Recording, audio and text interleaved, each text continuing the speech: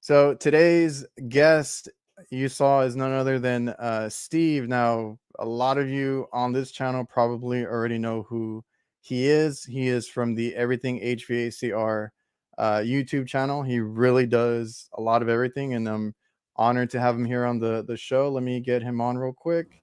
Steve, what's up, man? What's up, man? Happy to be here. Hey, Brian, I appreciate the super chat there, buddy.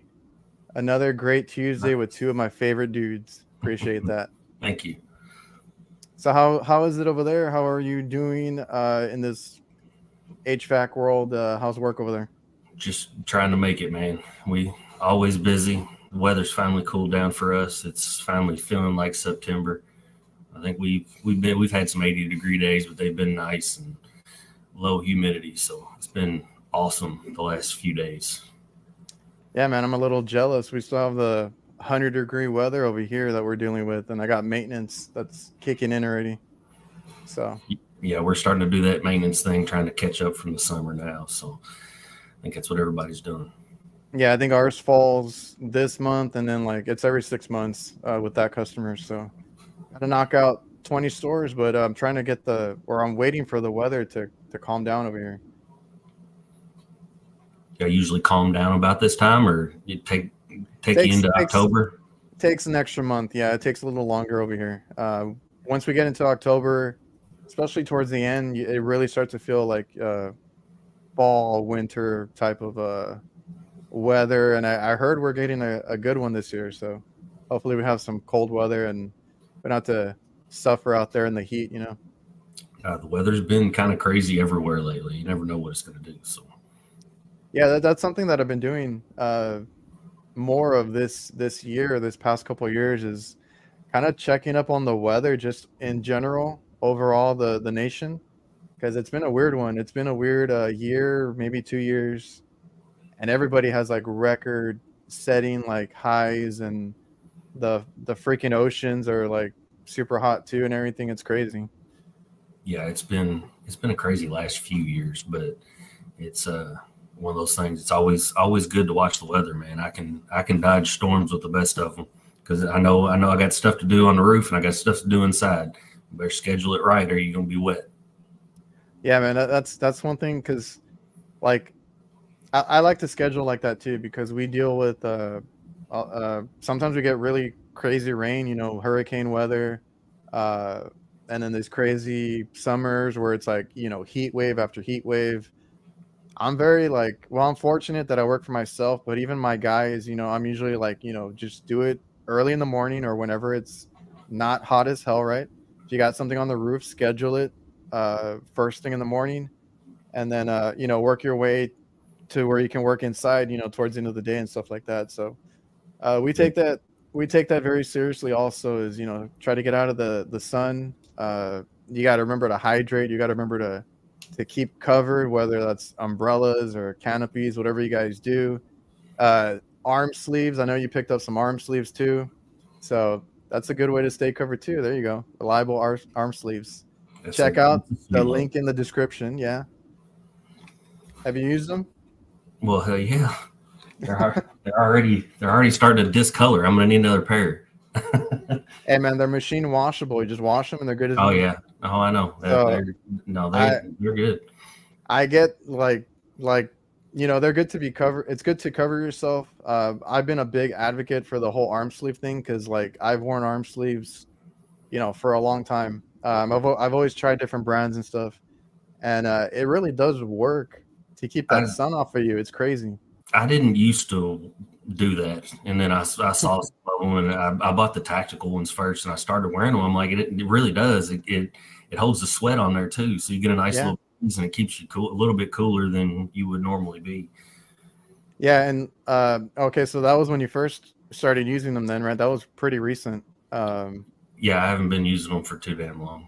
Because I've been using them forever, and I got my brother, my dad, everybody into them. I'm like, dude, I swear by these things, you know, like any kind of arm sleeve, as long as they're, I mean, they're all pretty good. They're different materials and stuff, but just cover yourself because, like you said, like it keeps the sweat there and it kind of cools you off. I use it as a sweatband and everything. Like I put mine through some heavy wear too, and just like I said, I washed them and they're good as new. Yeah, it's just with an arm sleeve of any kind, it's going to get torn up. I mean, you got your arms in on stuff all day long. There's just no way around it. Oh, I know. Somebody asked me about that. I'm like, well, yeah. I mean, we deal with a lot of because I deal with a lot of older equipment, and you snag up on a panel that's like already Yeah, worn out or sharp on the edges. I mean, it's bound to happen, but I'd rather it take out the sleeve or my shirt versus my skin. So, and my neck is burnt. Zach, I also use I ordered some, but they were not printed right.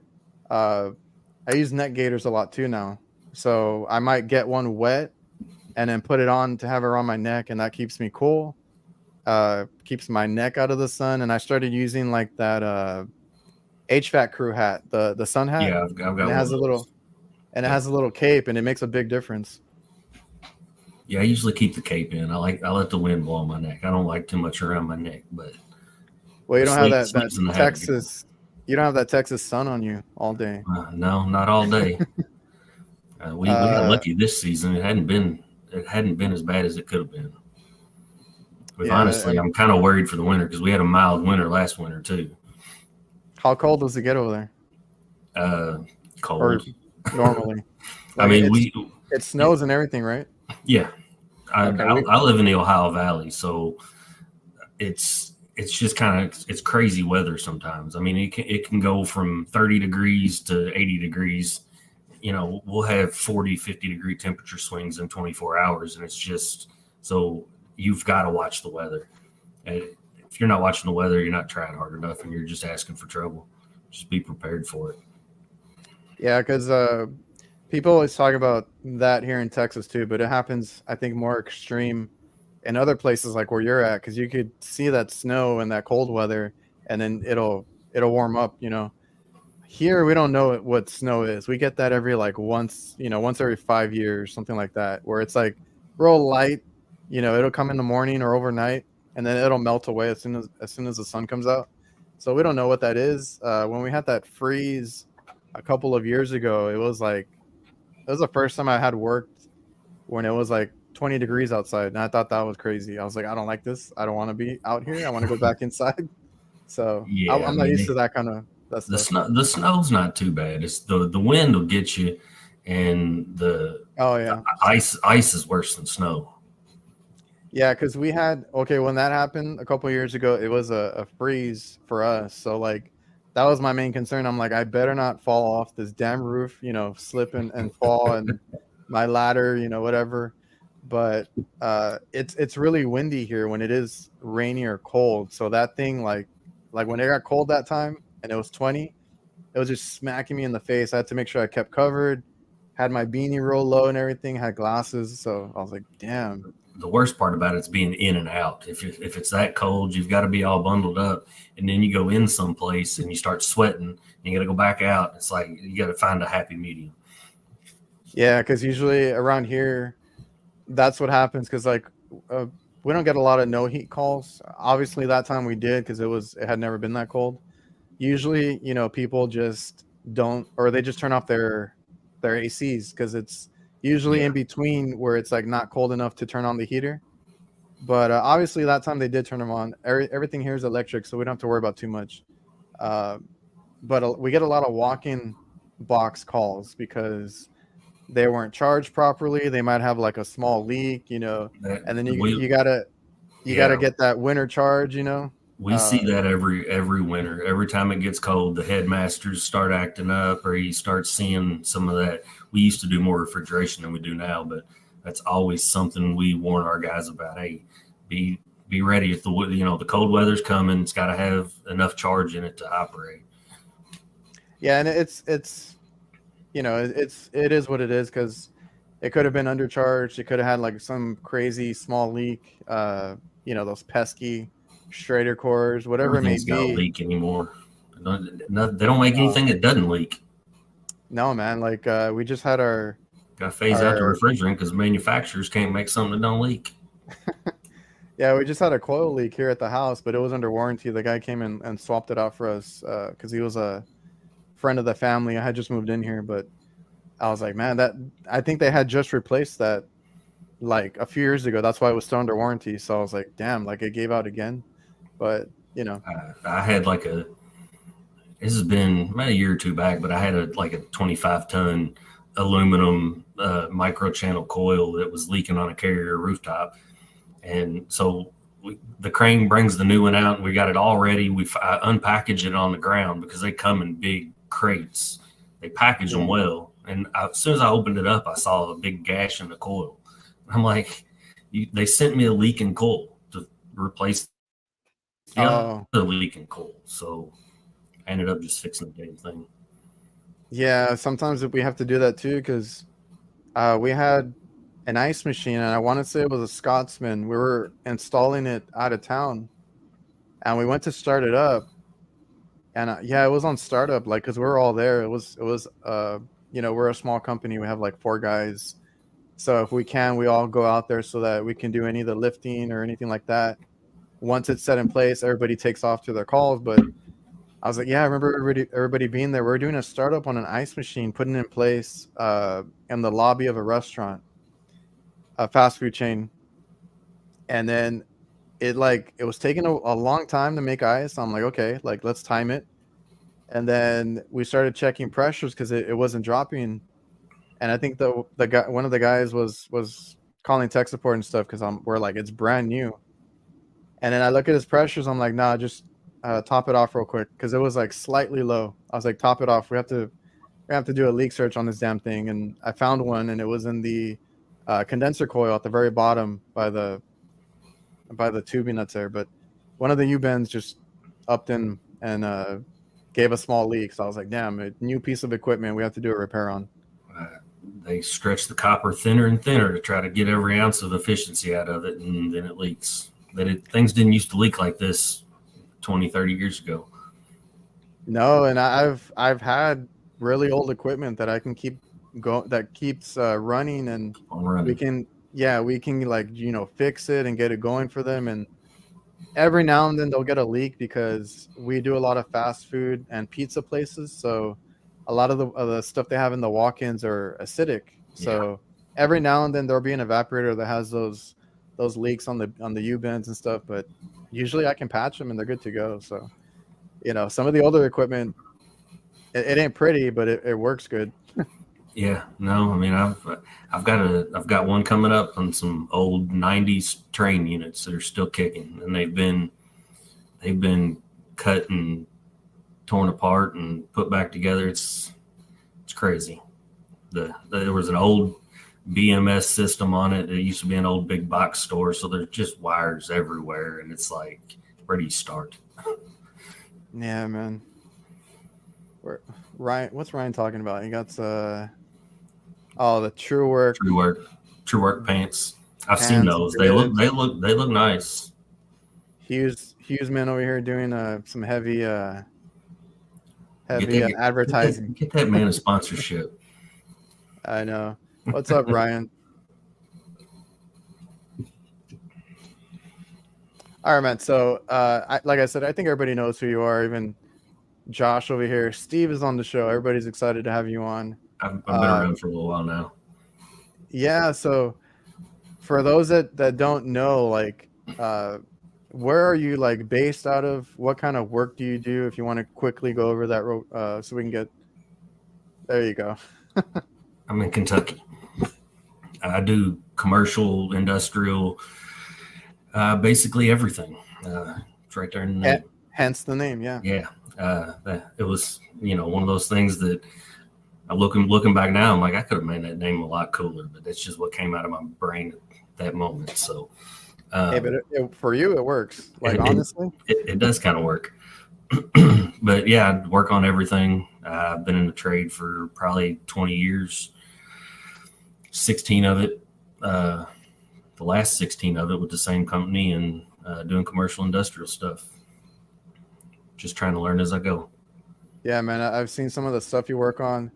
And that's kind of the cool thing when I come across everything HVACR video is like, I don't know what I'm gonna get, right? You do a lot of commercial, a lot of you do chillers. I've seen some of your chiller videos. I think you do steam work too. So like, it's always something different. The steam was an accident, but the maintenance guys were going to blow some crap up, so I had But to take it off their hands. you had to step in. When you see the low pressure steam at 90 psi, somebody's got to say something, or I don't want to be walking around with these idiots turning valves. Yeah, you never know, because we've been there. I work in hospitals. I got these maintenance guys that are always meddling with stuff. I've heard horror stories. I don't know. Maybe we'll get into that, later in the show. But I've heard horror stories of people blowing up compressors, and these are like maintenance guys for different companies and stuff. And then we go in there, and they're like, "Can you fix it? Like, please, like, they've gone through so many like compressors or parts or whatever it is." Yeah, it's crazy the amount of. I mean, they're between a rock and a hard place sometimes because their maintenance guys are out there expected to make this work, and it might be for a hospital or a process or whatever it is. It's like we need it back on yesterday. So oh yeah, I mean, when somebody calls with something like that, you got to get there as quickly as possible. And a lot of times the maintenance guys have to get their hands on it. They just need to be smart about it. And I mean, if you don't know what it does, don't mess with it. Yeah, and that's there's I had posted a meme, like a little video on my Instagram, and it was about replacing the capacitor for a ridiculous amount of money, and I had to put in the caption, but nobody reads the captions. I'm like, this is just a joke. I don't do this, right? But I've heard people gave me like their take on it, because there are companies out there that charge $1,000. Like I've heard $1,000 to $2,000 changing the capacitor. I'm like, okay, well at that point, that's kind of a whole different thing. Like I understand people have their fixed prices on residential and stuff like that, but like $1,000, $2,000, I mean, I don't defend that at all. But I had some guys in there that were like, oh, what are you talking about? HVAC is not rocket science and this and that. I'm like, well, it may not be that hard, and it may be a little bit forgiving, right? You can technically, yes, you can go replace a cap or whatever it is, a small little part like that.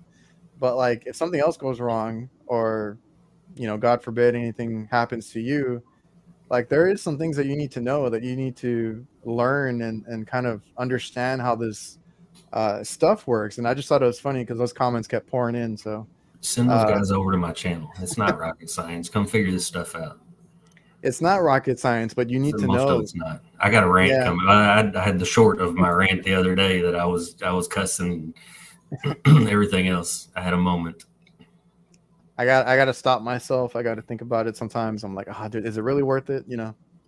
Well, I would just happen to be filming, and I had 3. It was one of those hot days, and I was mad already, and it was just dumb stuff. And I'm like, man, it's full videos coming out Thursday. All the shorts, all the shorts I've been throwing at everybody for like a month. Oh yeah. Yeah. You gotta stay calm. You gotta be the boss, Bob Ross of HVAC. I went from irate to calm again pretty quick. Yeah, I get the same way, and I'm like, I just have to take a second, and I'll be fine. We have to deal with a lot at work, with people that want to tell us what our job is, or how to do it. Sometimes you got to deal with it. I don't get too much of that anymore. I'm not always a people person. I can rub people the wrong way, and I don't like being talked down to. Yeah, I used to be more outspoken, or like at least give my little 2 cents on it. But then I had to learn from my dad, just because we run a business. I can't be like that all the time. I'm like, shit, okay, so calm down for a second. You don't want to risk anything, and you do have to be nice to the customers. Just try and deal with them. I mean, there's some that you can't do anything about. They're just going to be like that, which I have one going on right now, which it's not horrible, but I have a couple of walk-in freezers, and they wonder why they get like high humidity and um, Close the like damn doors. yeah, ice forming in there, frost and everything. The coil is icing up. No, the damn doors are they need to be replaced. I told them we need to rebuild these. They're like barely hanging on by a thread, and they're like, no. And the famous words, it was working like that before. I'm like, do you really want me to get into it? Because honestly, they were not this bad last year, right? They've beat on them since then. And then we didn't have this record high heat. When did it start happening? Obviously, in the summer. Like that walk-in box is running constantly now. It didn't act up in the winter because it was working fine. The charge is fine and everything.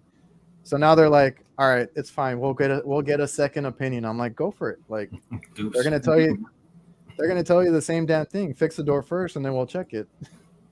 I mean, here's the beauty of it. You've got to understand your customers, because if you know you have a needy customer, a certain kind of customer, because every customer is different. If you understand what you're walking into, then you can deal with it just fine. It's the ones that you don't know, and you don't know how they're going to react or what they want done Yeah, exactly, how they want it done. So building those relationships goes a long way, even that with that's the super hard to deal with customers. that's super important. That's something that I learned, several years back. That it like finally clicked for me because my dad is like that, right? He's very good with people, very people person. He's like everybody's best friend. The second he meets them, I'm not like that. I'm like, I try to go in there to get some work done, and I'm like, okay, I got to be a people's person now. But I had to learn from him because what threw me off one time was we had a manager at one restaurant, and they owned like a few restaurants. So we wanted the work. It was at a time when we needed it, and the guy was real like he cursed like a sailor. He kind of messed around with you, and I never knew if he was joking or not. But that's how he was. That's how he talked. My dad, I mean, it took him a little bit, but he figured it out, and then he started speaking his lingo and kind of being buddy buddy with him the way he is, and then he built that relationship, and we had a good work relationship there because they gave us a lot of work and stuff. But like at first it just threw me off because I'm like I didn't know that you had to read each manager for like their personality and kind of deal with that and build on that relationship because from location to location, different customer, like they're all different, like you said. Every one of them, man. I mean, we deal with a lot of maintenance guys, and the maintenance guys are good, and a lot of them are smart.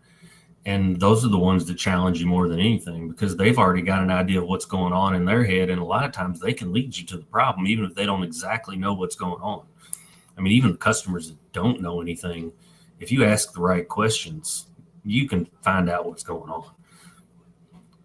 Yeah, man. Well, that's one of my roles, right? Is like go talk to the cook, go talk to whoever's operating that equipment because they're gonna be They know upset it that it's better than not anybody. working. Yeah. Yeah, and they're the ones that use them every day, and you know, like I had the guys from Commercial Kitchen Chronicles on a few episodes back, Yeah. and they're like, yeah, because they're the ones that are inconvenienced, the cooks, the whatever it may be, especially like because I do refrigeration. They're going to be upset if those reach-in coolers or those freezers, under-counter freezers, are not working because they got to run out to the walk-in box, back and forth, back and forth. So they're going to be upset. They're going to be like, no, it stopped working at this point, or it works only at this time, or And they'll give you all the details. that's also a teaching moment too, because we've got to teach our customers. You've got to be sharing this knowledge with your customers because some of them don't know. Yeah, You have to explain sometimes that if you leave the doors open, it's not designed to cool everything. You can't just leave the door open or cracked. It's not going to maintain temp if the door's cracked. yeah, that's another thing. Like I'm trying to tell them that about the walk-in door right now, but go ahead and let them call somebody else to tell them the same thing, and then they're going to charge whatever service fee they I mean, have, or they'll tell them the same thing, and they'll figure it out eventually. they'll tell them the same thing, and then they'll charge them just to hear it Yeah. again. But that's another thing I try to tell people is like, I want to be upset, right? I'm like, I want to tell them close the damn door or whatever it may be, but you got to like let them know how the unit works sometimes, because every now and then you'll get pushback, right? Oh, it was working like that before, we never had an issue. But no, I even started like busting out the manual to give it to them and giving them the page where it says, this needs, RTFM. yeah, this needs to be in a certain ambient temperature room too. Like it can't be like over 80, 85. Because we had a kitchen that was like 90. I'm like, dude, this thing's never gonna work. It's an open case cooler and stuff, and it's not gonna work like that. Like you need to fix the AC or whatever was going on with it. So you got to tell them that, and I have a lot of prep coolers, and they want to leave that top side open where all the condiments are. Yep. And then, like I said, I look up the manual now, and I show them the page. Should only be open during like heavy busy hours, like if you need it open, but any other time leave it closed. I'm like, it says right here you cannot leave it open on all day. Yeah, they don't always understand that, but yeah. You gotta educate them. It goes, they might And not they'll know. appreciate that a lot of times in the end. I know a lot Yeah, of the maintenance guys do. A lot of the maintenance guys anymore, I'll go to places and I'll catch some of the maintenance guys who will come find me when I'm looking at something and just watch or ask questions or whatever. And I'll tell them to come to the roof. Let me show you what's happening. And I can you got Measure Quick or the Field Piece app, whatever you're using anymore. You can show them right there all your yeah, readings and explain to them what's going on and what's happening. And that goes a long way, and it helps them understand a little more. yeah. And I have some that don't care, right? They're like, oh, just fix it. So That's the those are, difference in some customers. Some of them don't want to yeah, hear it. and those are cool, right? All right, let me go do my work. I'll get it going. Yeah, But I like to prove, what we found or what's going on. That way, I take care of it, or at least cover, us as a company.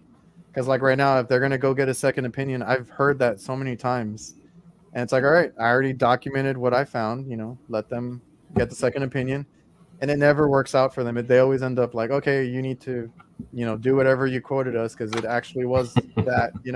they told us But the same thing. Imagine that. yeah, but I like to have everything to where I can present it to the customer, and show them like this. No, this is what's happening. So if you want to get it done, we can get it done. If not, it's up to you. Or was Zach, indirectly be direct. Just be I'm nice about it if you can. I'm probably too direct most of the time. Yeah, because you can tell like when I see ice, when the unit was working perfectly the other day, I'm like, I start asking questions. I'm like, did you get a delivery yesterday? Or I'll look around for that bungee that they always leave. And you see these things over and over and over. You kind of have an idea of what these restaurants do, what these hospitals do, and you're like, something's up. That's the beauty of service. Once you've seen it once, the next time you walk into it, it's like, I know what's going on here. You look like a genius, but it's just because you screwed it up the first time, probably. Oh yeah. I've learned that so many times. Like when I started, I'm like, okay, don't do that next time. We'll learn more from mistakes than we do success. Yeah, it has to be like a mistake or like a really good success where you're like, I will never forget that I finally got that unit working, right? Those are the ones that stand out. No doubt. So you do a lot of would you consider it like heavy commercial?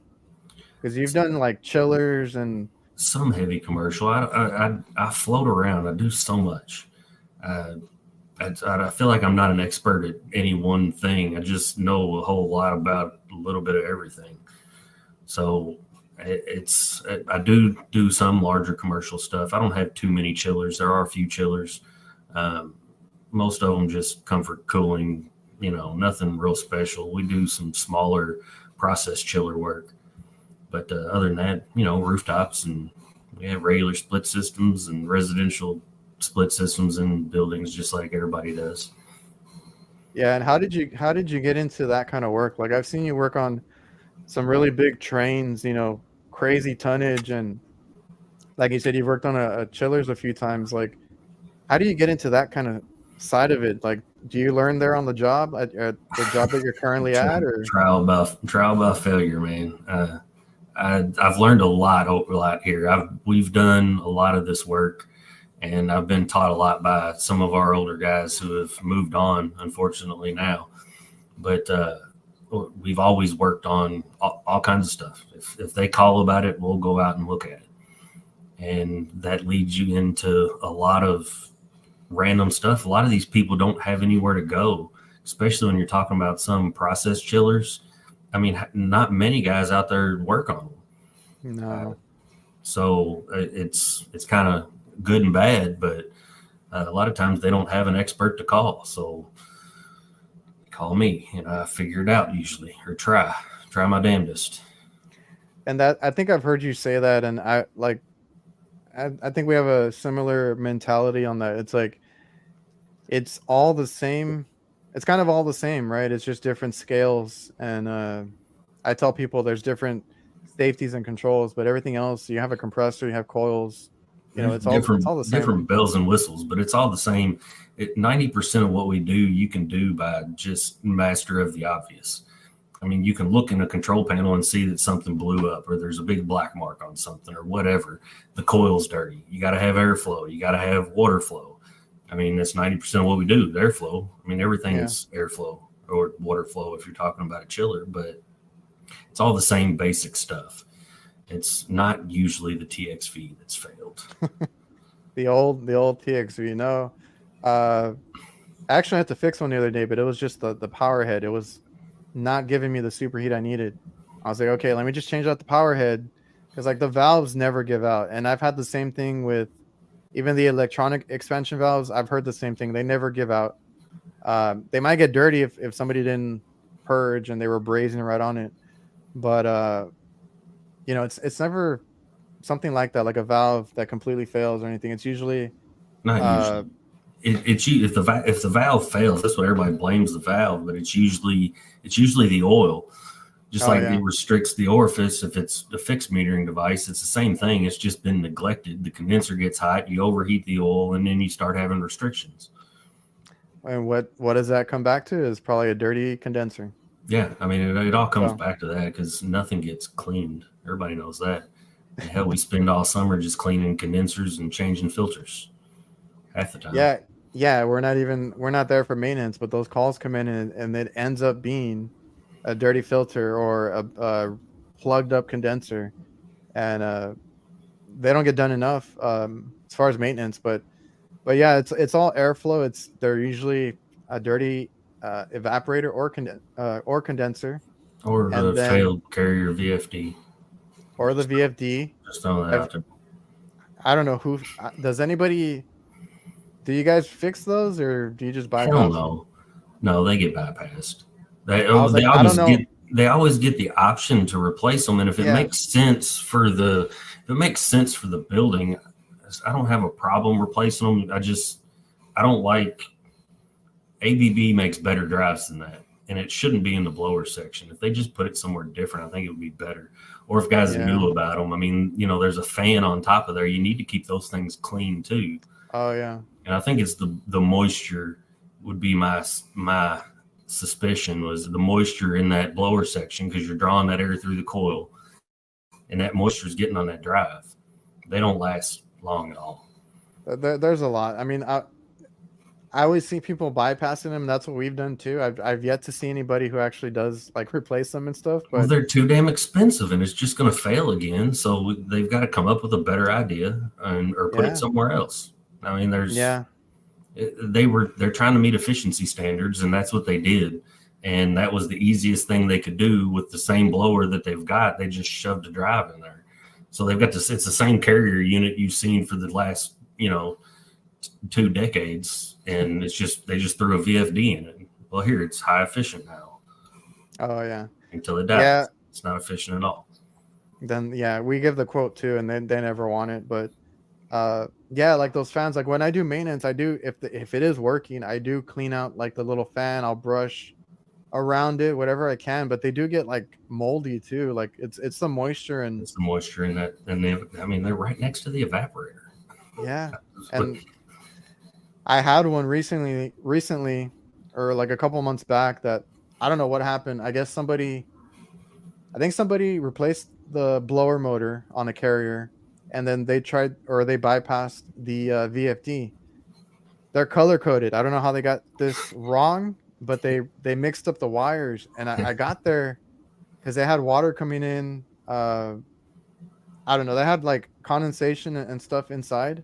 They had a lot of like problems with the airflow and stuff, and I'm like, I was just here like a couple months ago because that's one of the ones that we do maintenance for. I was like, what is going on? So obviously they called another company, right? Because this is one of those that just calls whoever. And then it took me a while because I was like, man, this thing was working. Like, what is going on with it? And then I finally opened up the blower motor section. I'm like, let's start, going through the basics. And then I looked and I'm like, hmm. So I checked the rotation and I was like, oh, it's going the wrong way. But I don't know how they got mixed up. Could have been an honest mistake. I don't know what happened, but I've got I've got an even better one coming up. I've got video of one that I found the other day that they the company no longer is at this place, but they tried to bypass it. They bypassed it horribly wrong, and it still blew another fuse. And they were like 3 months, and the customer was waiting on this drive, and then I don't know, it was a whole, well, they got the wrong part or something, and they still had the unit on. So it was just, when I got there, it was cycling on low pressure. It was freezing up, and both compressors were just flooding, just running away. yeah, man. And those people give us a bad name because I've had to deal with that too. And I'm like, I can't defend every HVAC tech or I don't know who's doing this stuff. I don't try to defend them. I go down and tell them, quit calling these idiots. If you want it done, just call us. I mean, if you don't want to pay for us, then call them. But don't call me Yeah, in the middle of the night because I ain't coming to fix their crap then. yeah. Because like the one there was one that we took over and the whole thing was evaporator block of ice, compressors block of ice. So I opened up we're right there in the compressor panel because it was a Linux unit with 3 compressors, all the wiring there, and I was like, I guess the board's not working because it wasn't lit up. They bypassed the whole board, but they only bypassed the compressor. The blower motor was not running, so that whole thing just it was like snowing inside. Like I was like, I don't know what they did, you know. Genius. I was like, you know what? Since I'm already here, let me just get you the board. I'll get it going. And it took me a while, but I had to figure out that whole wiring mess. The state of the trade is demoralizing sometimes. Yeah, some of the stuff you go and see, and it's like, what the hell are we doing? I try to defend the trade, when I can, and then somebody brings up something, or I've seen, crazy things too, and I'm like, well, that one, I don't know what to tell you about that one. It's amazing some of the stuff you see out there. Yeah. So how did you get into the trade yourself? Like, what age did you start? I was 18, 19 years old, fresh out of high school. The trade was booming back then, and we're talking 03, 04-ish. Okay. They hired me and a friend of mine I went to high school with right off the street, and I was doing grunt work, commercial install, just lugging duct work upstairs and doing all the grunt work. Gotcha. So, were you like on the install side? Have you done the install side and I did the install side for a few years, commercial wise, and then I did some residential install and just like rough okay. ends. I did that for a few years, a little bit of service with that, not much, and then just kind of fell into this. When I was putting my resume out there because I was looking for something better. And when I got the commercial service, call back to come in and do an interview, I'm thinking, what are y'all thinking? What's wrong with y'all? I don't even know what the hell I'm doing. Hey, look at you now. I learned, like I said, trial by fire, man. Learn as you go. It's not all that hard. Yeah, If you and want the information, it's out there. yeah, if when a company lets you learn on the job, that's great, but they have to see something in you too. You have to put in the work. You have to learn this stuff even after work, right? Like when I didn't know something, I was like, I'm gonna go look it up because like I don't want to be there again, not knowing this stuff or getting stumped. So I always tried to look up manuals, anything I could find. Like I feel like nowadays there's no excuse, but like back then, because I started around '07, like it still wasn't that great. It wasn't that easy to find manuals. Internet wasn't what it was today. There was no YouTube or anything like that. So uh, definitely no excuse today. But if you can, learn after work, read those manuals. That's the easiest way. But like most of the information is going to be in those manuals. They even have troubleshooting tips. It's all there. And be willing to call and ask the question. That's the one good thing that I think a lot of people out there, especially young guys in the trade, are missing is a support staff to call and say, I don't know what is going on. I need help. And somebody to answer the phone and help walk you through something. I mean, we've always had a good support staff here, and I've called our old guys for years. And, even on little things, after I started wrapping my brain around a lot of this, what solder do I use with a steel to copper connection or brass to copper or whatever?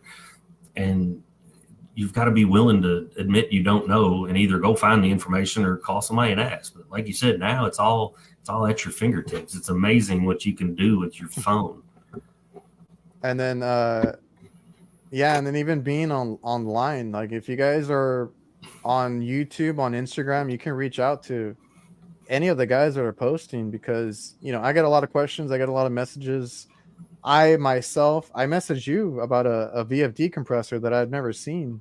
Yeah. I messaged you and I messaged Rick too, and I think Yeah, Brett. watch the go. Yeah, well, that one I was like, F it, I'm gonna start blowing fuses. I'll figure it out. But I had never seen that before, so I was just like trying to get or at least talk it through with people because that's another thing. Sometimes you just need to talk to somebody. Yeah. And you kind of like realize what you're saying out loud, and then it clicks, and that happens to me a lot. I mean, it helps to have smart people to call. My guy Jason in the chat here, I've talked to him about a few things, and he's called me. I've called him about some things. But it's nice to have. I've always had a support staff, and we've got some smart guys that work for us that I do call and ask questions to. But the older guys have now retired, so my guy that I used to call all the time retired this past year, and it's like, man. So I'm kind of trying to follow in his footsteps and help everybody and kind of do what he did. But dude was smart, man. So now you're the guy. Something like that. I try to be. I tell him the same thing. Go Google it. I mean, that's what I do. And I don't know something, I go research it. If I got somebody smart to call, I call them and ask. Everybody's got a question. You're not going to have all the answers. No, and what's up, Jason? He's here in the chat. I actually have a video that I'm going to post, I think tomorrow, and I was holding on to it just because I had other stuff to post, but also like it's one of those where I didn't know something that was kind of simple, and I called tech support, and then I finally got a call back, and it's just mostly me. I recorded the conversation. It's just me trying to talk out loud because I already kind of knew the problem. I just wasn't sure of myself. And I was like, I don't know if I should post this, but I'm like, yeah, I put it together. I'll post it up tomorrow. We need more real stuff like that. I mean, I've done some of it. There's some other guys out there that have done some of it, but we don't always have the answers either. And we need more of that and not have to worry about the trolls on YouTube. Just put it out there, man. Yeah, well, I decided to put it together. I'll have it up tomorrow, but it's funny because I've heard other people talk about that now, and it's like sometimes you just need to talk out loud. Now, I had a couple of people that I could call when I started, and I'm thankful for them. I don't think one of them doesn't do it anymore, and the other guy works for now like a competitor, so don't call him too often, but I have their numbers if I need them. And sometimes they wouldn't, it's hard to do it over the phone too when you talk to somebody, because I've had to do it myself. And then like, when I talk to them, sometimes they're like, oh, I don't know, did you check this? And I'm like, yeah, I already did all that. But then like the more you talk, it's like, oh, I missed this, or oh, this clicked. So it's good to have those people that you can talk to, but it's super easy now because I've talked to, like I said, you guys. I've hit up Chris Stevens, Ty Brenneman, and they answer me super quick, and they're like, they give me some straight knowledge because those guys are super smart too. Yeah, smart dudes, man. Oh, we got Francisco in here. He said just don't do it in front of the customer, like when you're looking up your little YouTube videos when you need to look up that I information. mean, sometimes that's what you got to do, man. When I was learning about Steam, I didn't know anything about it. It's actually pretty simple, but I went home that night and I I bought The Art of Steam Heating by Dan Houlihan, and it came the next day, and I started reading it. But I was looking up on he does a lot of lectures and stuff, and he's a great storyteller, great speaker, and he's got some interesting stories, and I learned a lot. Oh yeah. So yeah, because even when I see equipment that I've never worked on, because like I said, I was always in kitchen refrigeration. So in the beginning, I saw a lot of like small equipment, like these little prep coolers, the True prep coolers. I worked on a lot of True actually, upright reaching coolers and freezers. So I got used to that kind of stuff. And then once we started branching out, I was like, oh shit, I got ice cream machines, all sorts of ice machines. Hoshizaki ice machines kind of scared the crap out of me when I first saw them. And so after a while, I just kind of I got over the whole pride thing, and I was like, you know what? I've never seen this before. I would tell the customer, let me look up the manual quick, and I'll get back to you. I mean, there's nothing else I could do, right? And Yeah, you I know, mean, give sometimes you me need a time. manual and a wire diagram. I was like, let me just read up real quick. I'm just gonna see how it works, and then we'll get it going. So, you know, honesty is always good too, and I'm trying to be honest with my customer as much as I can.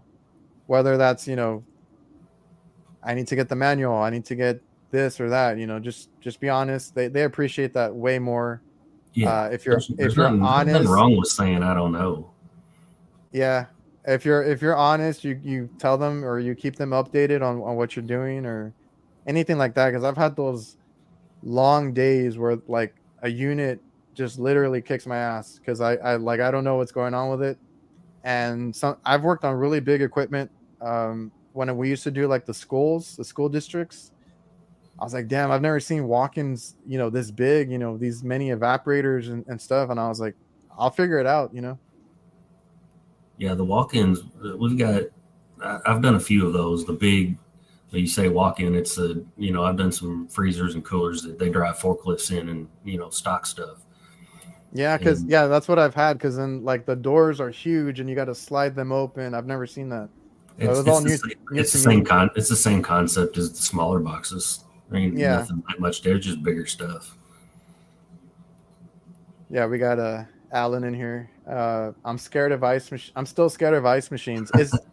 They're just time consuming. Most of the time, it's water related, but I do get a lot of hot gas valves that fail. Not a lot, but like every now and then, if it's not water related, it's usually the hot gas. Yeah, Alan's my guy. I've talked to him on Instagram a couple times. I think he's in my area or my general area. Oh, great to have you in here in the stream, Alan. So you said you got into it like straight out of high school, so you didn't do anything else really before this. You No, just knew HVAC. yeah, that's basically all I've known. I had a job at a hospital that I was just doing. I was like transporting patients or something. Getting paid pennies on the hour, and I needed to find a more stable career somewhere where I could move and do something. I wasn't going anywhere there, Yeah, man, and it didn't last long.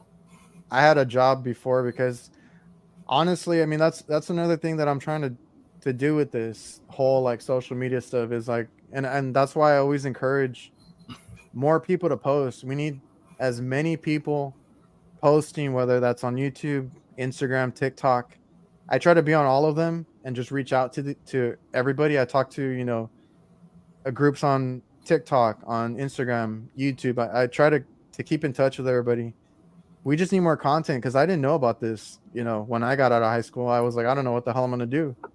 And most people that I've talked to, especially here on the podcast, it's not ever something that they seek to do on their own. It's like usually their dad does it, their grandfather did it, or it just they fell into it Just by fell accident. into it like me. Just kind of fell into it and got lucky. They're doing a lot more now, at least in my area. They're starting to do more trade schools. So for years it was you got to go to college and you got to go get a degree and blah blah blah this and that. Yeah. But the trades are so much in demand right now.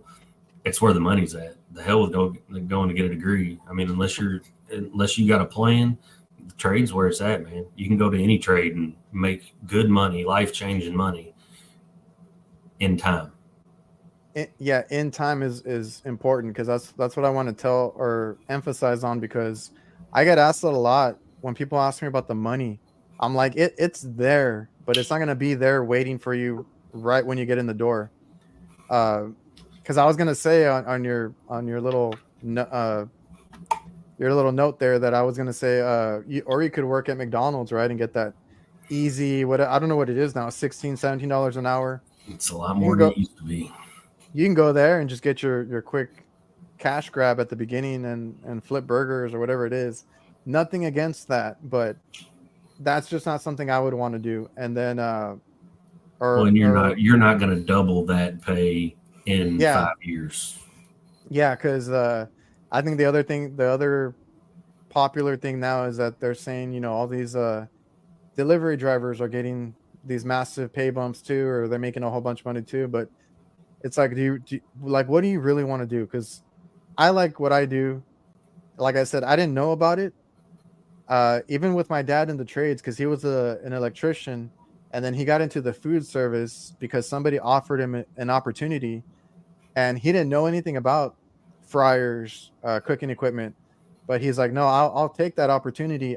He did like so much training because they offered it to him. So he was, as soon as he got the job, he was on planes all the time because he had to. I guess back then you had to travel to go to these trainings and stuff. So he took advantage, and he became like one of the best at his company. He won an award there and everything, Tech of the Year.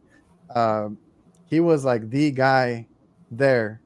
So then he started his company, and I just never thought about it. Honestly, he didn't push it on us or anything, but I didn't There's a know what I wanted. I didn't know what I wanted to be, and now that I'm in it, I love it. Right? It's yeah, rewarding. You get to work with your hands. You get to think on your feet.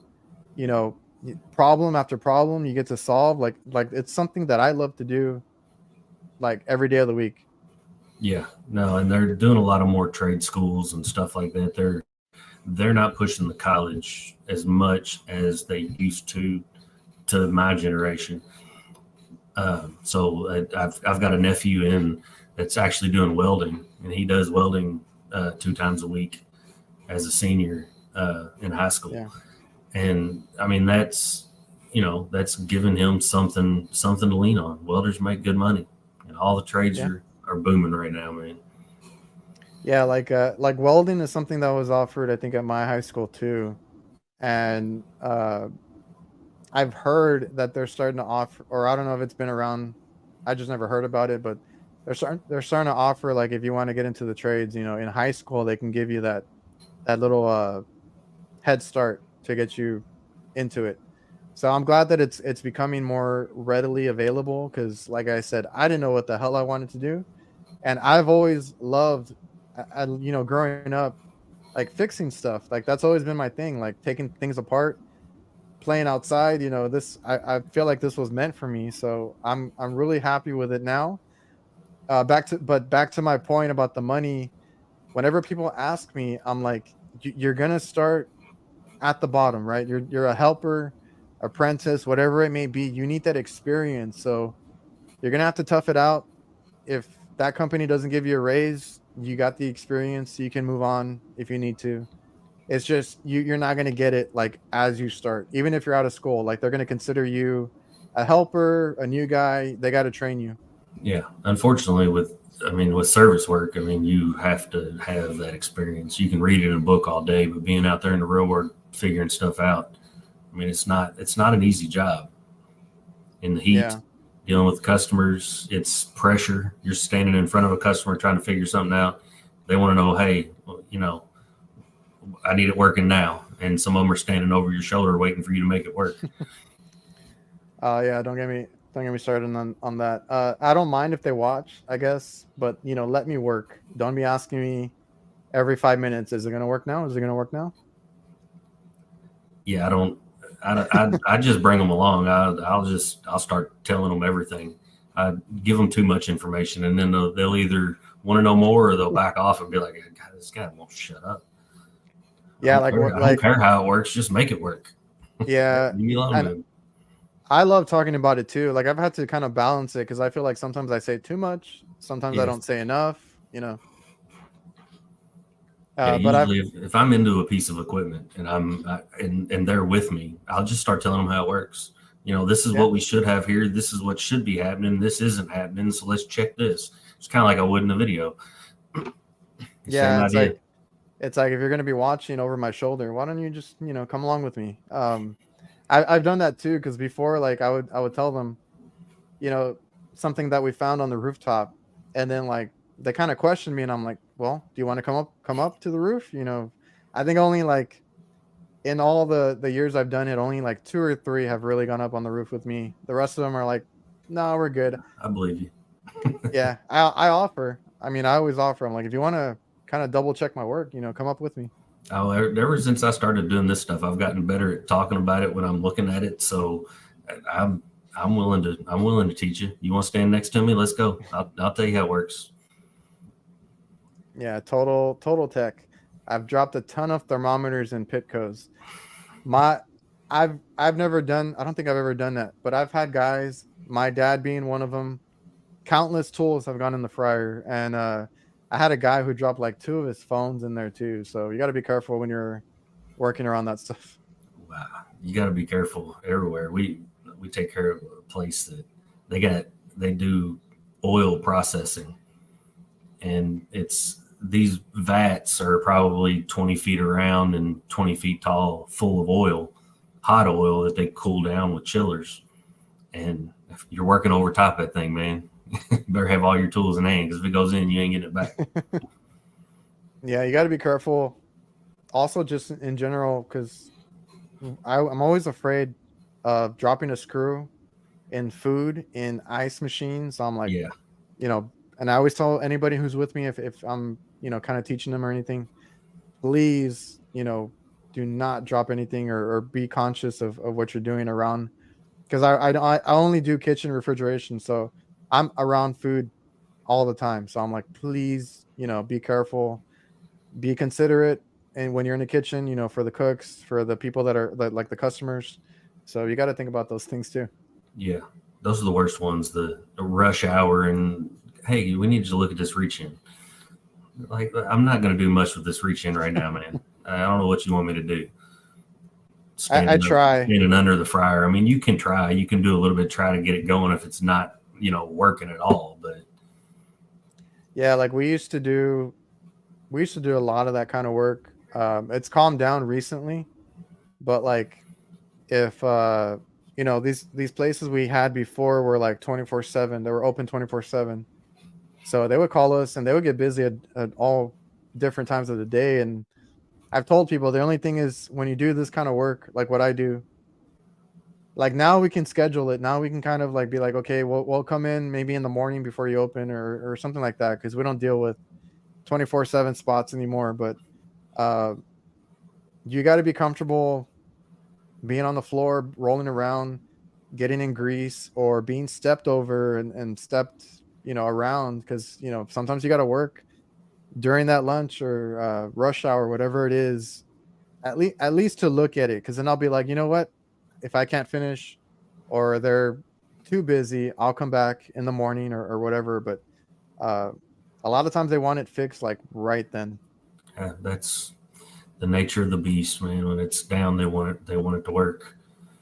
Yeah, you just got to You, get that kitchen comfortable. reefer, yeah, that kitchen reefer stuff you can have, man. I'm glad we don't do nearly as much of it. I don't mind their Late, walk-ins, but those reach-ins I can do without. yeah, lately they've done a lot of remodeling and they've ended up just buying. Even at the hospital we do, they ended up buying all new equipment because like honestly, those things were going down left and right. Like they abused the crap out of them. Yeah, So they were like, it's about time we get some new ones. So I haven't had too many, go down. So lately I've been doing a lot of rooftop work, which is, kind of nice. You're out there by yourself. Don't have to worry about, being around everybody in the kitchen. And that's kind of the thing that I like about commercial because some people, and I've had like different guests that do residential and they love it because they love being around the homeowners, talking all day. I'm like, that's cool. I get that in the kitchen too. I get to talk to the cooks and stuff, but I like to be on the roof too, be by myself, kind of have like a clear mind to think about, the problem that I'm working on. So I like a little balance, but I like the rooftop work a little bit more. yeah, it's nice to just us service techs are lonely souls, man. It's nice to have it just quiet every once in a while. Just a That a rooftop and a unit and your brain thinking, trying to figure out what's going on with it. yeah, like I said, I like that a little bit more. I like a little bit of both too, but it is nice. A mechanical room with some earplugs in sometimes. I had a post about that a long time ago. I was putting a pump in penthouse mechanical room by itself. There's only one stairwell one way out. Nobody around for miles, just me and a pump. Yeah. That can be relaxing. All right, let me look at the chat. Mario, working after they close is nice. Yeah, I've done a few of those. Like I said, if we can, if it's something major, and like a lot of the places, like I said, we're kind of picky now. Not too picky, but like we can turn away work if we just don't want it. Some of these places they think that you're desperate for work sometimes, and they'll try and take advantage. I'm like, no, that's the price. It is what it is or whatever. But I feel like we're kind of spoiled right now because a lot of the customers we have, and two of them are big fast food chains. They don't open till like 10:30. So like I could get in there 8 or 9 and be done well before they open. So I'm pretty spoiled on that front. And we used to do the overnight calls as well because sometimes it's just not possible to do it during the day. So it is nice when they're not busy. Yeah, I mean the calls that can wait. We do a lot of office buildings and stuff like that, which they're leaving at 5 o'clock, so you don't get late calls in the middle of the night. I'm with you, Yeah. Jason. Yeah, and like the only time it's really like an emergency if it's like a walk-in freezer, something with the freezers, or if you guys do supermarkets, stuff like that. But I just do fast food. They can usually wait till the next day, or I can do it early in the morning. Yeah, I try to. Yeah. We don't do any supermarket stuff. Like I said, I try to stay away from all that. I'll take the big IntelliPacks, like Jason said, and a chiller or whatever it may be. I'll take that over the other stuff any day. It's got Yeah, its Jason. own. It's got its own, bad parts too. But Oh yeah. take the good with the bad. Jason likes working on the Atelli packs there. Let's see. Do the cooks ever feed you? I just say no. I like when I was younger, when I started, yeah, I was like, yeah, awesome, free lunch, right? I got so sick of it. And then like once you've been in enough kitchens, like they try to be, some of them try really hard, right? But like they're never gonna be the cleanest of the clean, right? So But you see some of these kitchens and you won't. You don't no, want to eat no, the food no, no more. thanks. I'm team no ice. I don't want your ice. I was gonna If I say, eat, don't even get me. Don't even get me started on the ice, dude. We got places that don't want to do maintenance on them until they're like really disgusting, and then there's places that like I don't put these units in. Like we don't do a lot of the construction or new installs, because they get these buildings built. Somebody else does them. They take care of them. But then like, they know to call us for the service. A lot of these don't even put filters in their ice machines either. And I'm trying to get them like, well, you need a filter. You need a system here to filter your ice. But some of them don't even do that. So don't even get me started on the ice part. They'll plug the feed valve pretty quick. At least around here, we got hard water, so you've got to have some kind of filter. The valves will start acting up on you. I don't know. They've gotten away with it. So there's a bunch where I'm always writing up filters. I'm like if you just approve it, I'll come in and put filters on all your equipment. But it's commercial. I got to get approval. Yeah, no, I mean, it's people don't understand how bad water can get. I mean, it's especially. I mean, you're talking about water feeding an ice machine, but some of these places that have water cooled equipment, they don't treat the water, and then they find out the hard way that things start to plug up, and they get all kinds of crap. And I pulled some crazy stuff out of strainers, and finally some water treatment guys came out and flushed a large system that I had, and it was amazing what came out of it. Yeah, I've had those too, where I just like I go there and I'm like, and stuff will break down because they're not filtered like quicker. They'll go down quicker. But I've been there and I'm like, just bring the manager over because I want to show them, all the stuff that we take out of those ice machines, whether it's cleaning them or getting those, all that scale out or whatever it is. Like those things get There's built up calcium with a in lot of water, stuff. man.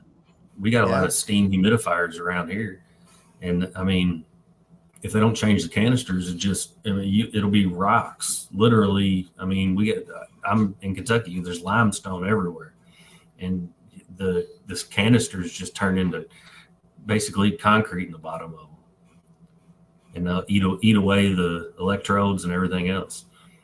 Yeah, it gets pretty bad. Oh, we have Jeff's HVAC adventures. Worst part is the cooks dropping food on you. I think I've had that happen a couple times.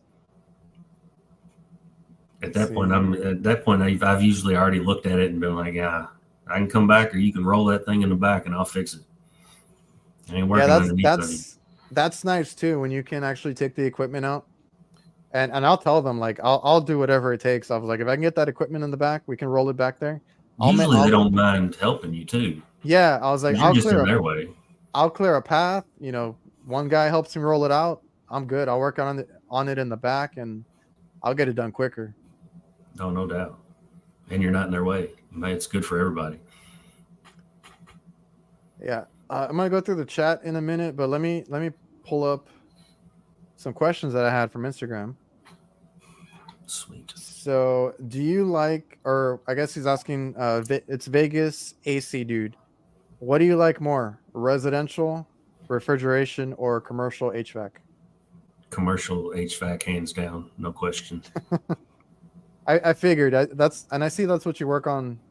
That's probably what you're most comfortable on too, right? Oh yeah. I mean, the residential's not bad. I don't mind. I mean, I haven't really done a whole lot of residential service work, but I've seen stuff, and it's not the same. It's not as complex, and it's not as challenging sometimes as some of the larger commercial stuff. So you like the challenge of figuring out some of the bigger equipment? Oh yeah, I mean that's the best part about it, man. And make your brain think and make yourself work through a problem that you don't exactly know what's going on. You don't exactly always know how the damn thing works. But being able to go through and figure out what's not happening and what's supposed to happen and at the end of the day, it's fulfilling when you can fix it. And it's like, there you go. Exactly. And if he's asking me as well, I'm gonna say I like commercial refrigeration more, but it goes down to like what you prefer, but also what you're comfortable with. I am super comfortable with walk-in boxes, reach-in coolers, freezers, ice machines, So that's the kind of stuff that I like to work on. Plus, I don't have to be in the on the roof in the Texas heat, Yeah. too much if I'm working inside. So that's what I prefer. And we had Brian. I think this is Brian, 304 HVAC. What part of the job do you find the most challenging?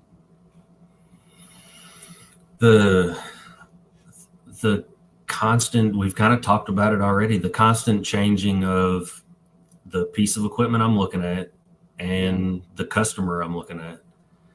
The customers were the hardest thing to figure out for me because I'm not always a people person. I'm still not always a people person, and I can be brash with people sometimes.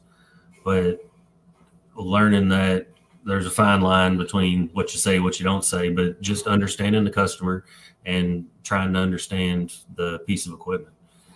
You got to try to do what's best for everybody. Yeah, it's that part for me too, like the whole customer relationship, and then the evolution of the equipment, like you said, that stuff changes pretty often. You have to keep up to date with that stuff. And that's another thing. You know how we were talking about the VFDs and the for the carrier and all that? We've had issues personally with like anytime they stick a whole bunch of technology in a walk-in freezer, and I got to explain to the customer like, well, you know what? This board gave out, or these relays gave out on this board, and that kind of controls the whole thing. I can't bypass anything. I can't replace anything. It's not mechanical like like I'm used to, like where I can just pop in a new solenoid coil, whatever it is. I'm like, no, it's a relay. So once we get the board, we'll get you going. There's nothing I can really do. So that's the hard part too. Is like everything's going digital. There's new technology all the time, and then you It got to is a explain that to the customer. Yeah. Well, I mean, I think they understand some of that. And it is a hard transition. It's probably been easier for me because I've worked on a lot of drives and stuff. So even when you sent me that drive, I'm like, I've never seen one on a train rooftop like that. But Yeah, I was like, what the hell? I know generally how the drive works. I mean, it gets an input and it tells it what speed to run the compressor. Basically, it's all about inputs and outputs. I think you got an AC input of your 463 phase, and then it's a DC output, which is based on whatever your controlling signal is. It might be 0 to 5 volts, 0 to 10 volts, 4 to 20 milliamp, whatever it is. It's coming from a controller or a sensor, and that's telling the speed to change. And that's the thing where you have to just know the equipment, because like I had never seen that before, and I was like, I'll be damned if I don't get this thing figured out at least, right? And so when somebody tells me that it's an easy job or it's not rocket science, I'm like, okay, but you need to know the equipment, because yeah, this one had a, I don't know what you call them, the train interface, the little touch screen. TDI thing, the Yeah, so interface. Yeah, I've got one of so those. it was trying to tell me that the VFD was bad. And I was like, I don't think so. I was like, I'm trying to check further along, finally figured out it was a compressor that was popping everything. So, I had to kind of disregard that and continue on with my troubleshooting to figure it out. Got the new compressor in, and we're good to go. The VFD is good. Everything else is good. So The you still have drives will save you a lot of times, and I mean those controls are only so smart because it's yeah. seeing something happening or not happening, and it's making a logical decision, but it's not always the case. And a lot of times those drives will sense a problem with the motor, and they'll send you an alarm signal and turn it off before you blow something up, basically. Yeah, is that the one you're talking about? PD. TD5, something, I think that's it. I don't know, Jason. It was trying to tell me what to look at, and I'm like, It's the big black box. It's I'm pretty sure it's a TD5. yeah, I was like that. I was like, it's not the drive. I'm pretty sure it's not that. But yeah, we got it going. And that's one of those things. I've never seen one, and I was like, "What the hell is this compressor?" Like it threw me off for a second, but I'm like, they all do the same thing. Let's just figure it out. Yeah, it's the same three-phase motor. I mean, uh, if it ohms out okay, it ought to run. And if it doesn't ohm out okay, you got an issue there. So It sounded really weird. It tried to start and it would like rev up and then like just quit. Or I think the VFD was kicking it out, or the controller, yeah, whatever. It was it was like a sense safety. it was probably sensing your ground faults and Yeah. on the output and saying, hey, something's wrong Yeah, because then I bypassed that thing and then boom, the breaker. here.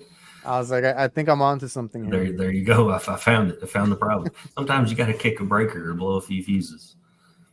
Yeah, just don't keep blowing the same fuse. Like, Yeah. because I finally got myself like a popper to kind of like, fight that, where I'm like popping fuses all the time. But, sometimes you got to do it.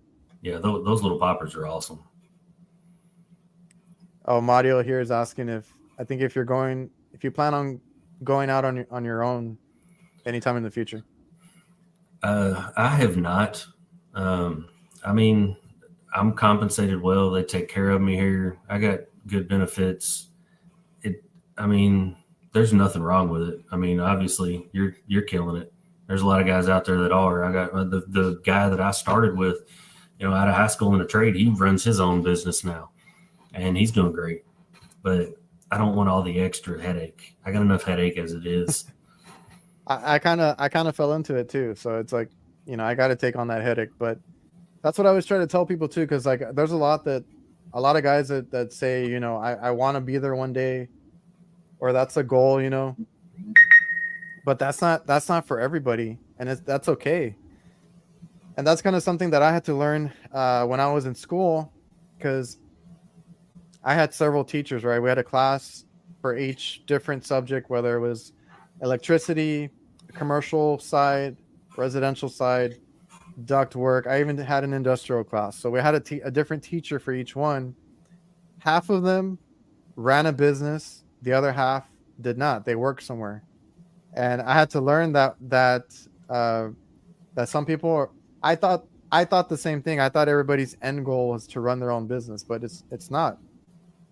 And I had to learn that from those guys, because they had been somewhere for so long, then they're making good money. They're getting taken care of, and that's okay. Like, if that's what you want, that's what you want. Now, running a business, it's very rewarding, but it's a pain in the ass. I'll tell you that straight up. It's a lot of work, and I And if mean you it works out for people, but it's and, just it's a lot extra than that I'm doing now. yeah, and if you don't, and that's another thing, if you don't have work, you're kind of screwed. You're stressing out about finding the next job and stuff Yep. like that. And we've been there. We've had our ups and downs. Like, it's not always smooth sailing or anything like that. And then you got to worry about your employees, paying your employees. So I think a there's lot of it too comes from, I mean, some of the guys that I've talked to from other companies and everything else. Some of these companies are crap, and they're treating them like crap. They're paying them like crap, and they expect so much from them. And it's like, those are the guys that are just fed up with it. There are good companies out there too that are taking care of guys and doing things the right way. So some of it's about falling in the right place too. Yeah, just in general, I think we have to be better as like owners and people that run these businesses. Like, if you're going to run your techs into the ground and not compensate them well, or treat them well, of course they're not going to stay around, or they're not even going to stay in the trade because they had a bad experience. So, you got to think about all that stuff too. And hopefully you guys, because I get a lot of guys that hit me up that they are in school, they're looking for looking for a job, or they're getting into the trade, and I just hope that they find like a good company, because that's everything. If you get a good experience or a bad experience, and then you might not want to be in the trade anymore. Well, and there's truth to that, and there's a lot of companies out there. So if you're not being treated right, or you're not happy with what you're doing, learn as much as you can from everybody. There's knowledge to be had in everything. no matter whether it's bad company, good company. Like I said, we learn more from failure than we do success. So learn what you can and then move on. There's companies out there. The trade's booming and needs young people right now. Yeah, that's the thing, right? If like you said, whether the company's good or bad, that's the same thing I tell people. I'm like, take advantage of whatever you learn there. Like if you're there for a year, take advantage, learn from who you can, or just be aware of what they're doing as well, right? How do they do their service calls, their routes, their maintenance? Like pay attention to every little detail. That way you can kind of take that with you. And then even if you are at a place for a long time, maybe you're not happy there and you want to go on your own, just get an idea of how they run a business too. Like you know, take advantage and kind of look at everything and just learn as much as you can. Yeah, I would say you need a lot of knowledge to go start your own business.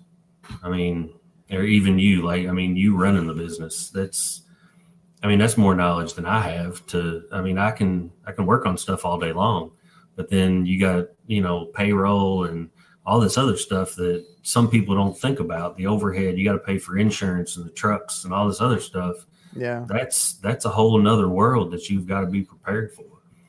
Yeah, that's something that I always have to, even though like it's technically my dad's company, but we kind of split it because he does the hot side, I do the refrigeration. And I got to be in those shoes too. I got to think about all this stuff. Like, what are we spending? What's our, like our overhead? Uh, the guys, they need their insurance. They need their vehicles. They need their vehicle insurance. They need their wraps. They need their tools, their equipment, like all this stuff. So it's a lot. So like I tell guys, if you plan on doing it and going on your own, make sure you have all your ducks in a row. Have all that into consideration. Just even getting a license. When I get my contractor's license, I had to have my insurance and everything lined up for that too. Like there's money going out everywhere. And then you got to make sure you got that money coming in. So Gotta have the money coming in. That's the biggest thing. You gotta make more than okay, you spend. so we had that issue like really bad when we had way too many employees. We were spending way too much, and then we weren't, I guess, supervising them enough. We tried to, but we weren't still doing it enough uh, to where like they kept buying like way too many parts. I like when we let them go, we went in their van. I honestly could do like another month or two of work just by the parts that they had stocked up in their van, just because like it's a mess in there, and they just like, oh, I don't have this, or they think they don't have it, and they go buy another one, and then like, because we had an account, like at our Johnstone and stuff, and man, that thing went crazy high, and I was like, dude, we gotta figure something out because we make more money now since we downsized versus having a whole bunch of guys, and you gotta find that balance, and you gotta think about all that stuff if you guys do run a business or plan to open one up. Yeah, no doubt. That was a huge headache we had. So that brings me to my next question. Someone was asking me, I'm not even sure what his username is, but I'll message him.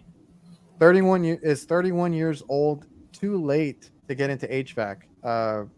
And is it a good future? Absolutely not. It's not too old. 31's pretty That's pretty damn young. young. Yeah. Yeah. I mean, we've got an influx of young guys, 19 to 25 that are coming in because a lot of the high schools are pushing them towards trades now. And I don't think it's too old. You can learn so much, like we've talked about. Go find the information. You've already got a little bit of life knowledge there. Go figure it out. If you enjoy the trade, you can learn a lot, and you're needed. Trust me. We need good guys.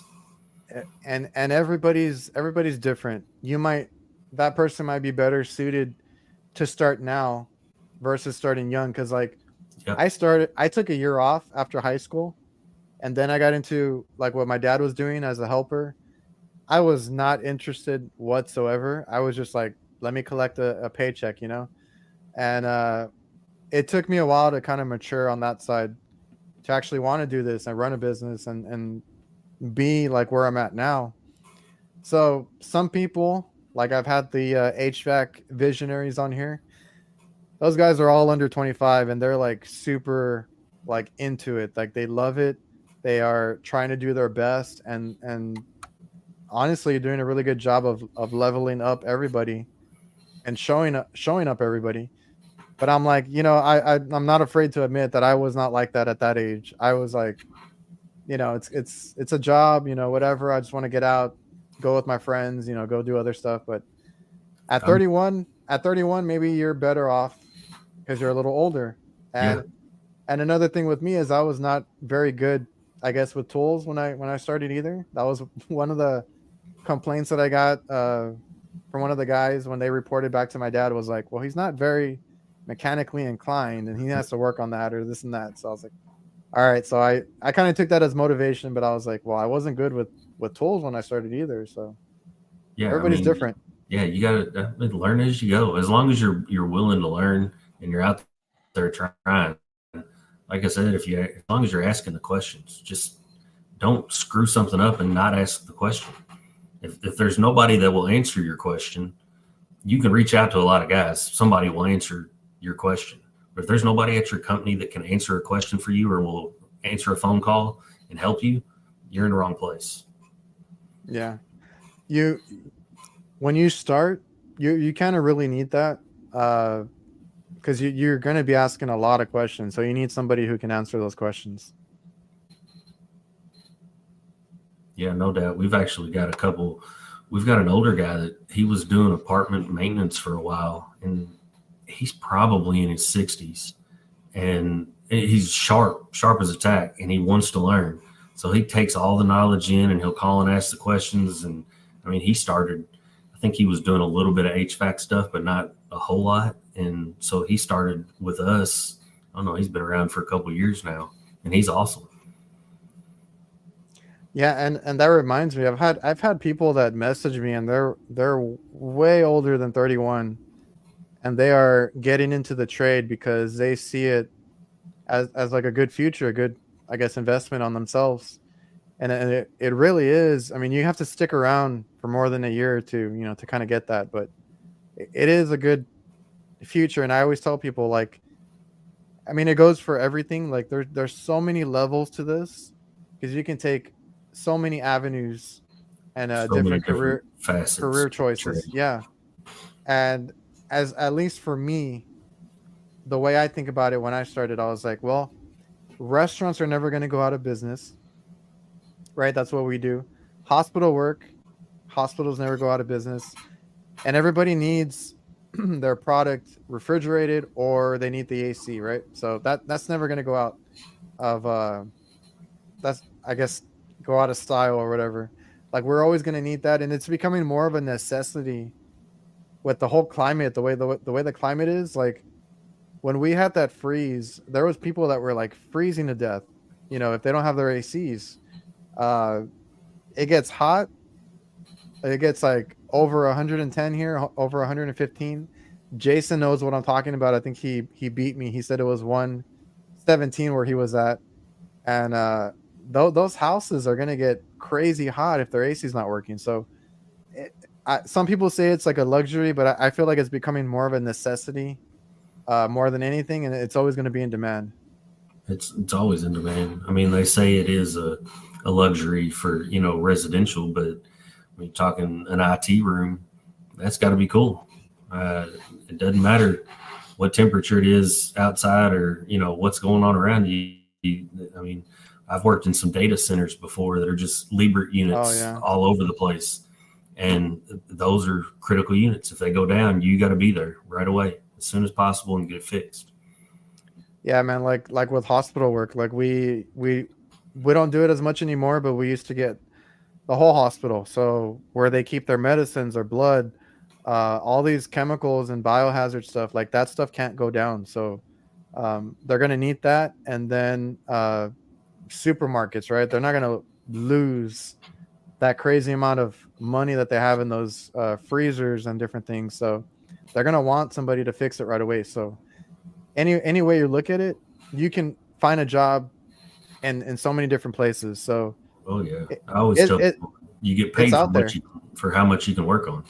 I mean, if you can go out there and work That's on anything, you're worth a lot of money to a lot of people. so yeah. Take advantage if your company or whoever you're with does like more than one thing. Like try to take up some of the other stuff. Like learn a few different things, ask questions like crazy, and uh, and you'll be fine. Because like I said, there's so many different ways you can go about HVAC. Now, if somebody tells me, because I've had people tell me in my area, honestly, I don't know. There's companies out here that I know that are good. A lot of the other ones, they kind of just rotate. I see a lot of new ones, and then like they don't make it or something like that. If you say you can't find a job, I understand it might not be the job you want, right? You're gonna find a job if you're in HVAC. It might not be the one that you want right away, but you'll get there. It's a trade that we need, and we need good techs. No doubt. There's not enough good techs. Mario here. We There's got Mario. We replace the filters with the maintenance. Let me tell you, we don't because our customers like to say that they do. And I had one tell me straight to my face that because I get called out a lot, and it's for this one company. It's always a dirty condenser or a dirty filter, like every time. And they have some of them have rooftop units, some of them have residential, but they do the filters inside, right? They have to get on the ladder, change the one in the ceiling, and that's how they do their filters. I had one person tell me straight to my face, "Oh yeah, like because I was like, you need to change your filter. It's like plugged up, like it was already getting sucked up into the vent, and uh, and they even put it backwards. So like the little because on the pleated filter, they got that little wire. They had it backwards, so it like literally sucked it up. And they were like, yeah, we don't have a filter right now. It's because we change them every Thursday or something like that. And then it took me a second. I'm like, dude, we're Friday. You just changed this yesterday. I was like, that thing's been there for months. yeah, So change it. You'll be good. yeah. You gotta change the damn filters, man. It's one of those things. We do some larger plants and stuff like that. We actually sub the filter changes out. We'll have somebody else come in and change the filters, and we'll go do the coil cleanings and stuff like that. There's companies out there that'll do the coil cleanings too. Oh yeah. The ones that I've had them that I've been back on, we don't sub out our coil cleanings, but the ones that I've been back on and they have people doing it, they're not. I don't think they're doing it right. I don't necessarily think they know what they're doing. At least sometimes. Yeah. I mean, even that coil cleaning, it's not as easy as it looks either. And It is on some, but some of them, you got to know how to split them or, how to get into them to clean them. There's some out there that they don't think about the service techs having to clean the damn things because they are a pain in the ass. yeah, I hate doing those. Once we get them on like a maintenance agreement, we've been there enough times. It gets easier, but that first time, it's like you're splitting them. You're taking apart the whole thing just to get to it, and they're filthy. And Yeah. rinsing it is good if you're trying to manage your own equipment, right? If you at your house, you can get away with just rinsing it, your condenser, but a good cleaning is really needed on most of these. Like around here, we have a lot of construction, so like that air is dirty like all the time. So that I can already tell which ones are going to be like super dirty because our highway is getting redone. There's a lot of houses and apartments going up, and anytime I have a customer that's like right next to it, I'm like, all right, your condenser's plugged up. I already know. Let's take it apart and clean it up.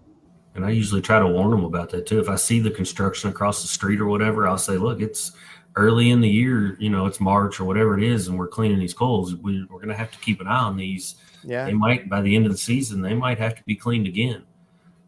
We get a lot of cottonwood first, springtime. We get cottonwood flying around and it gets into everything. And then you got the whole thing when you're talking the industrial plants and stuff, they're just dirty anyways. So there's dust and grease and dirt flying around everywhere. Yeah, like I said, we have so much going on right now. I always tell them you're gonna probably need it a little sooner than usual. You know, you got all that like dirt flying around. Let's see. I'm gonna look through the comments real quick before we get off. I know we've been on for an hour and a half. I appreciate you for sticking around. I appreciate you for having me and everybody for sticking around in the chat. There's still a few of them out there. Yeah, man. I wanted to have. I think I've told you before. I wanted to have you on, and you know we finally made it happen. I've had a blast just talking to you here. Are you gonna go to the AHR? Still undecided. I'd love to, and it's Okay. so close to me. It's going to be hard for me not to. I wanted to last year, and then I had a whole knee issue, so I didn't get to go. Oh, that's right. Yeah. But I want to be there. Still up in the air as of now, but I would love to be there. Well, if you make it by, I'll have to hit you up because I'll be there. No doubt. I mean, I look forward to meeting. I mean, it's great meeting you here, but I feel like I know half of these guys in the chat and you and everybody else because I see you all the time. Yeah, I got to meet Rick at the last one, and we were there walking around for a while. It's overwhelming, but it's very fun. Yeah, I can imagine it's a lot to take in all at once, especially when you include all the people trying to meet the people at the same time. It's a spot to be, you know. It sure looks like it, and the tactical awards looks awesome too. Oh yeah, Ben is doing incredible things with that, and that's another thing, right? To make it appealing to like younger people that see it. They're like, oh, that's a cool event, you know. So I appreciate Ben for putting that together, and I've heard how much of a headache it is to do, but it's fun. Yeah, I know it's a lot of work for him, but him and a lot of people in the chat on all these platforms are doing good stuff to bring awareness to the trades and bring young people in, and that's what we need. And like I said, I encourage a lot of people that have thought about posting just to post. The community has been really good lately. Everybody, you know, supports one another. And I was gonna say, like when I started, I remember seeing your channel growing because I don't know how long you had started before me, but I kind of followed you because you were still growing in that beginning phase. And then I started, you know, seeing you comment on my stuff, and that was really cool. Kind of like what you said about Ryan doing that for you. Yeah. So now I'm trying to do it for others, right? I hang around on YouTube. I see these new guys coming up, and I'm like, you know, giving them little encouragement here and there. And I genuinely like seeing new content from you guys. Yeah, no, and there's a lot of it out there now. I'll find new guys randomly, you know, all over the place, and it's like that's good stuff. And I'll try to comment something and just, you know, like you said, just some encouragement or, you know, good job or whatever it is, just so, you know, we see you. Yeah, I'm trying to read through the chat.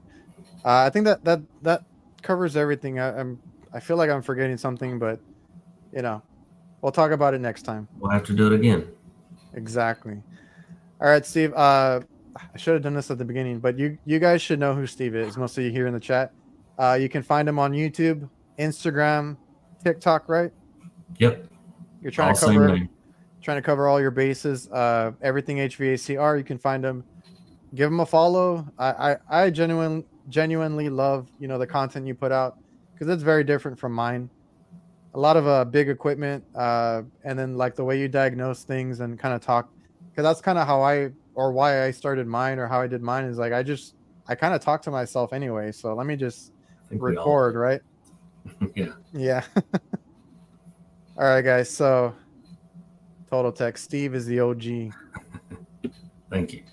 I appreciate you yeah, for coming on. We'll do it again soon. Thanks I for having me, appreciate man. Thanks to everybody in I chat. yeah, I appreciate everybody for coming through. It was a good one. And I have to stay for the outro. You can stay or you can leave, but let me cue the outro and I'll see you guys.